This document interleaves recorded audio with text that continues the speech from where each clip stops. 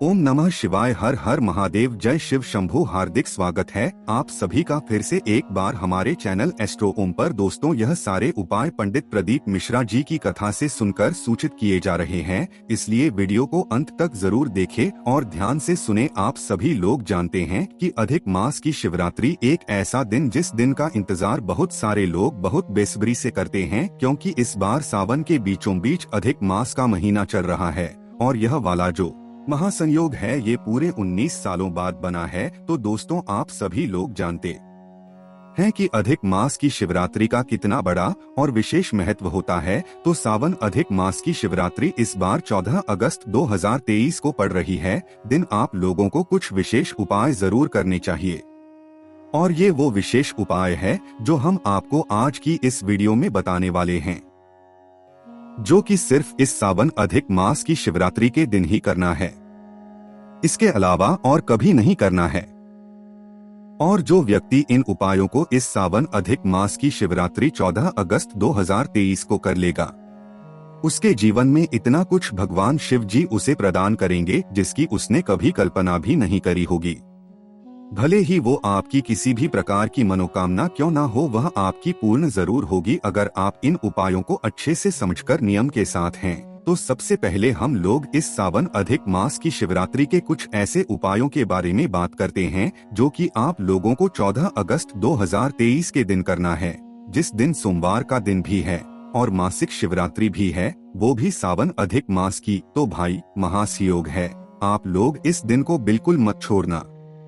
और उसके बाद में जो लोग इस दिन का व्रत रखना चाहे, भले ही वो और मासिक शिवरात्रि का व्रत ना रखते हों, पर अगर वो इस मासिक शिवरात्रि का व्रत रखते हैं तो बहुत अच्छी बात है। बाकी ये आपके ऊपर है कि आप व्रत रख रहे हैं या नहीं रख रहे हैं, पर जो उपाय लोग करेंगे वो व्रत के साथ भी कर सकते हैं, व्रत को रखते हुए भी कर सकते हैं। और अगर कोई व्रत नहीं रख रहा है तो भी वह इन उपायों को कर सकता है, कोई भी यहाँ पर दिक्कत परेशानी नहीं है ना। तो चलिए सबसे पहले उपाय के बारे में बात करते हैं, जो कि आप लोगों को 14 अगस्त 2023 के दिन, मतलब इस सावन अधिक मास की शिवरात्रि के दिन करना है। और यह उपाय उन लोगों को करना है जिनको अपनी किसी भी प्रकार की मनोकामना को भगवान शिव जी से पूर्ण करवाना है। आपने बहुत लंबे समय से कोई मनोकामना सोच के रखी हुई है, भले ही वो आपके पेपर से जुड़ी हुई हो, आपकी नौकरी से जुड़ी हुई हो, आपका कोई काम रुका हुआ अटका हुआ हो, किसी भी प्रकार की कोई मनोकामना हो, आप इस उपाय को अपनी उस मनोकामना के साथ में करके जरूर देखिएगा। इस उपाय में आपको कुछ सामग्रियों की जरूरत है। इस उपाय को करने का एक नियम है और एक समय पर इस नियम को उपाय को करना है। ये बात भी ध्यान से सुन लो, इसलिए उपाय को अच्छे से समझाने की कोशिश करूंगा। सभी उपायों को इसलिए आप लोग अच्छे से ध्यान से सुनिएगा। तो इस उपाय की सामग्री सबसे पहले आप लोग सुन लो। इस उपाय में सबसे पहले आपको जरूरत होगी 5 बेर की। बेर जो आप लोग खाते हो ना, 5 बेर आपको लेकर आने हैं। उसके बाद में 5 करनी है जो हवन में उपयोग होती है ना, 5 जौ लेकर आनी है। उसके बाद में 5 सफेद पुष्प लेकर आने हैं। कितने? 5 सफेद पुष्प, सुहेद पुष्प जिसे आप लोग कहते हो, जो भगवान शिव जी पर समर्पित होते हो। उसके बाद में 5 कमल गट्टे। कितने?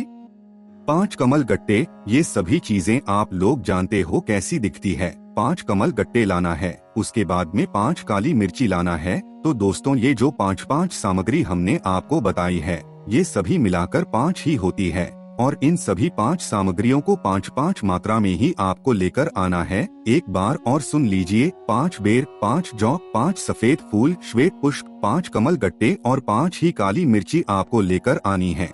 अब ये जब सभी सामग्री आप लोग लेकर आ जाएं, इस सावन अधिक मास की शिवरात्रि के दिन तो दोपहर के 12 बजे इस उपाय को आपको करना है। कितने बजे? दोपहर के 12 बजे। इस उपाय को आपको भगवान शिव जी के मंदिर में जाकर करना है। अब मंदिर खुला होगा, नहीं खुला होगा, ये आपको देखना पड़ेगा थोड़ा, क्योंकि इस उपाय को मंदिर में जाकर ही करना है। तो इस सावन अधिक मास की शिवरात्रि को दोपहर के बजे आपको सफाई करना है और ज्यादातर मंदिर इस दिन खुले रहेंगे, क्योंकि सोमवार का दिन रहेगा और अधिक मास की शिवरात्रि भी रहेगी। तो काफी सारे लोग जल चढ़ाने आते हैं। 12-1-2 बजे तक भी मंदिर खुला रहेगा, कोई दिक्कत नहीं है, सभी मंदिर खुले रहेंगे उस दिन तो, क्योंकि सोमवार का दिन है, वो भी सावन अधिक मास की शिवरात्रि का दिन है ना। तो करना क्या है, ये सभी 5 सामग्री 5-5 मात्रा में आप अपने किसी भी एक प्लेट में या थाली में तैयार करके लेकर जाइए। शुद्ध होकर स्नान करके शुद्ध वस्त्र पहनकर भगवान शिव जी के मंदिर पहुँचिए। इस सावन अधिक मास की शिवरात्रि को दोपहर के 12 बजे पहुँचना है। दोपहर के 12 बजे से मतलब पहले पहुँच जाइएगा। दोपहर के 12 बजे आपको इस उपाय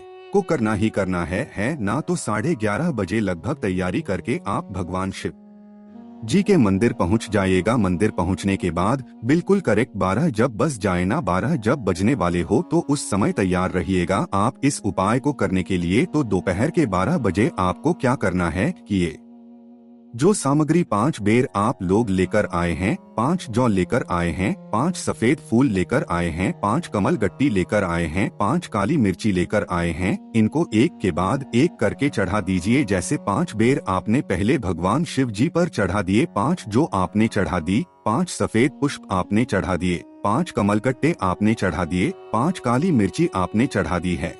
इस तरीके से ये 5 बार में आप लोगों को एक साथ करके जो है ये सामग्रियां भगवान शिव जी पर चढ़ानी है।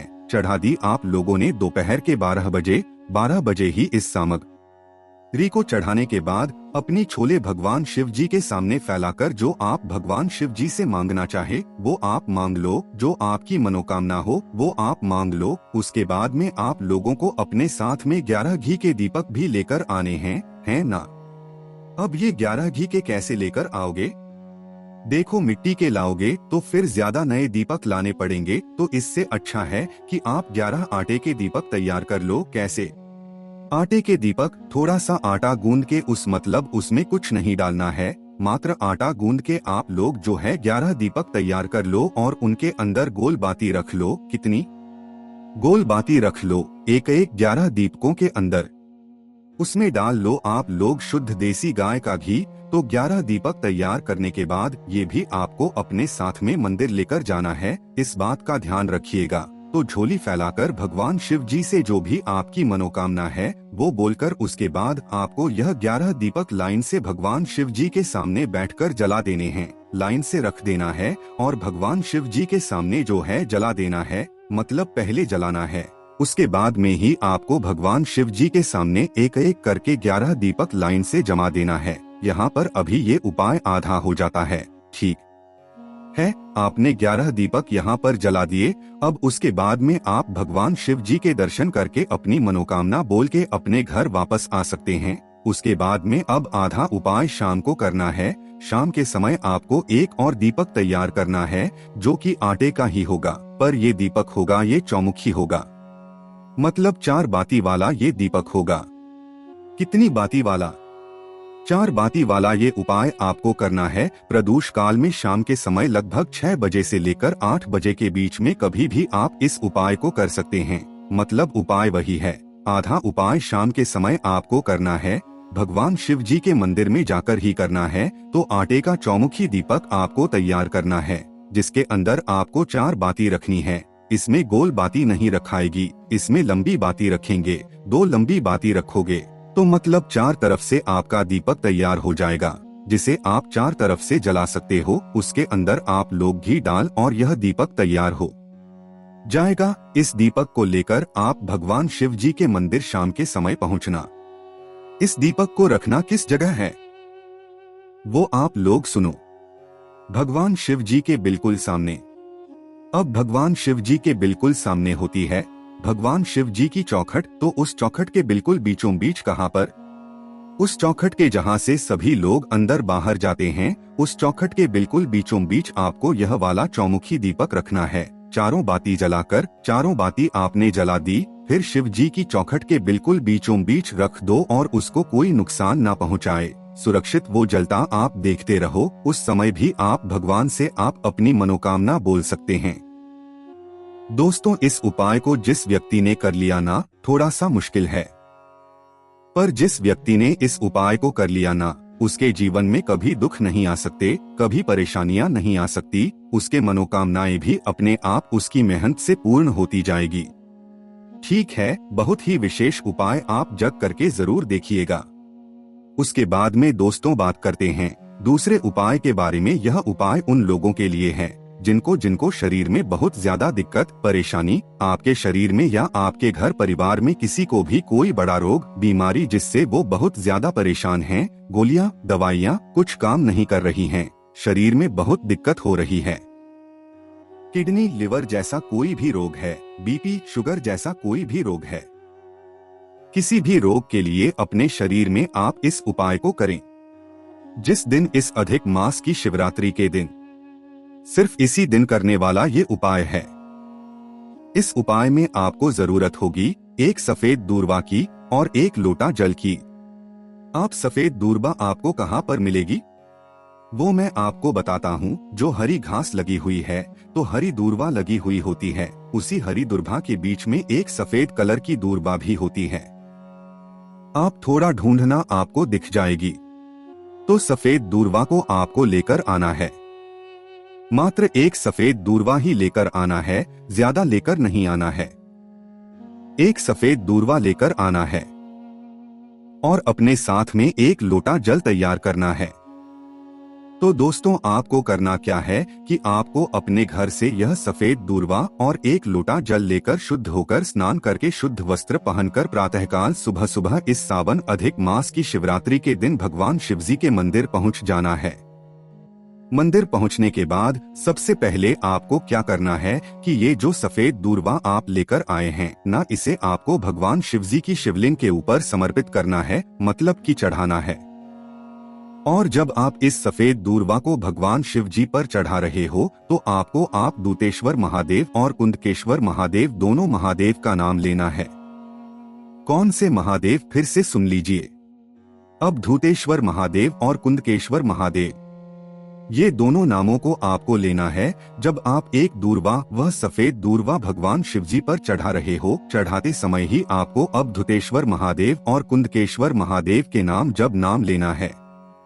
उसके बाद वह सफेद दूर्वा चढ़ा देना है भगवान शिवजी के शिवलिंग के ऊपर। उसके बाद में आपको वह एक लोटा जल लेकर उसी सफेद के ऊपर भगवान शिवजी की शिवलिंग के ऊपर एक धारा से धीरे धीरे करके चढ़ा देना है। पहले दूर्वा ही चढ़ेगी, उसके बाद आपका वह एक लोटा जल एक धारा से धीरे धीरे करके चढ़ेगा। चढ़ा दिया आपने एक लोटा जल। जल को चढ़ाने के बाद ये जो जल जलाधारी से नीचे गिर रहा होगा, इस जल का कुछ भाग जो है मतलब जलाधारी से जो गिर रहा होगा जल, उसका थोड़ा सा भाग अपने उस लोटे में भर लो। उसके बाद में दोस्तों कम से कम 2 से 5 मिनट बाद जो है आपको उस दूर्वा को भगवान शिवजी की शिवलिंग के ऊपर से उठा लेना है और अपने जल पात्र में जो है थोड़ा सा जल जलाधारी से भी झेल कर रख लेना है।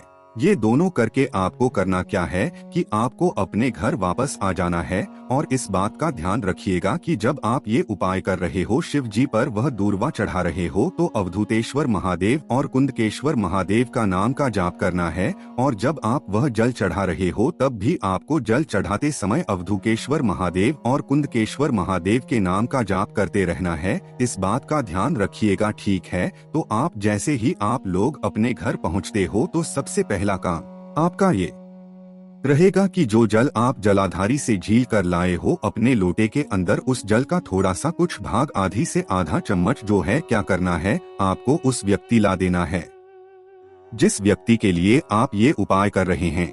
जिस व्यक्ति के शरीर में कितना ही बड़े से बड़ा रोग और बीमारी क्यों ना हो रहा हो, उस व्यक्ति को आपको इस जल का आचमन सबसे पहले करा देना है। जल का आचमन कराने के बाद आपको करना क्या है कि एक कटोरी में क्या करना है, आपको शुद्ध जल भरना है। शुद्ध जल भरने के बाद जो आप सफेद दूर्वा भगवान शिव जी पर से उठाकर लाए हैं, सफेद दूर्वा को उस कटोरी के जल के अंदर डाल देना है। अब करना क्या है दोस्तों, इस जल को ये जो मतलब दूर्वा का जल जो है, मतलब जिस कटोरी के अंदर आपने दूर्वा डाली और शुद्ध जल भरा हुआ है, इस जल को जो है आपको क्या करना है कि उस व्यक्ति को जो है समय समय पर पिलाते रहना है। मतलब सुबह दोपहर शाम लगभग 1 से 1.5 महीने तक इस दूर्वा के जल का आपको प्रयोग करना है। पर उपाय सिर्फ एक दिन ही करना है, सावन अधिक मास की शिवरात्रि का। फिर उसके बाद उस दूर्वा में वो ताकत रहेगी जो कि उस व्यक्ति की रोग और बीमारी को ठीक करेगा। तो उस दूर्वा को किसी भी अच्छे शुद्ध जल में जो है गलाकर उस जल को आधे से आधा चम्मच जो है सुबह दोपहर शाम उस व्यक्ति को देना शुरू करो। 1-1.5 महीने तक उसकी मतलब स्वास्थ्य में सुधार होना शुरू हो जाएगा। उसकी भले ही कितनी ही बड़ी से बड़ी रोग और बीमारी क्यों ना हो वह ठीक हो जाएगी। पर उपाय को करते और इस जल को उस व्यक्ति को पिलाते समय जिस व्यक्ति के लिए आपने ये उपाय किया है, आपको अभी दूतेश्वर महादेव और कुंदकेश्वर महादेव के नाम का जाप जरूर करना है और यहाँ पर ये उपाय पूर्ण हो जाता है। 1 से 1.5 महीने बाद आपको इस उपाय का फल मिल जाएगा। लगातार 1 से 1.5 महीने तक सुबह, दोपहर, शाम को इस जल का आचमन करना है। जो दूरों वाला जल होगा वो और जो शिवजी पर से जल लाए होंगे वो मात्र एक बार ही पिलाना है, क्योंकि वो तो एक बार ही आपके पास रहेगा।